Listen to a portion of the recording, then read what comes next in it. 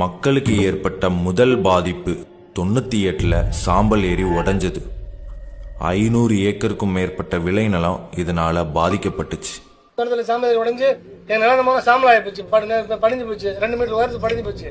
நெய்வேலி சாம்பல் தண்ணி வந்து பாஞ்சனால இங்க பாருங்க ஃபுல்லா சாம்பல். ஒவ்வொரு இடத்துல 5 அடி 6 அடி நிலத்தெல்லாம் பாதிச்சு. கரும்பு போட்டிருந்தோம், அந்த கரும்போட சாம்பல் வந்து அழிஞ்சு போயிடுச்சு. நாங்க கரும்பு எடுக்க முடியல. அந்த கரும்பு போனதுனால சாம்பல் வந்து விளைஞ்சதுனால இது நாங்க கரும்பு போடுறதே பயிர் நிப்பாட்டிட்டோம். சாம்பல் உடஞ்சதுல இருந்து அது வந்து பயிர் வைக்க தகுதி இல்லாத நிலமா ஆயிடுச்சு. அதுல இருந்து சவுக்க தென்னந்தோப்பு போட்டுருங்க, வேற எந்த மாசம் வைக்க முடியாது. அதுக்கு முன்னாடி 30 விளைஞ்ச இடங்க இது.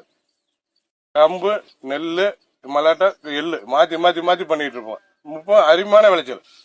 எல்லாமே கெட்டுது, இந்த மண்ணோட தரமே போயிடுச்சு. இந்த மாதிரி பிரச்சனைக்கே இந்த சாம்பல் தான் காரணம். இந்த சாம்பல் பாருங்க, இந்த மண் சாதாரண நிலத்துக்கும் இந்த வளமான நிலத்துக்கும் இந்த பூமிக்கும் எவ்வளவு வித்தியாசம் இருக்கு.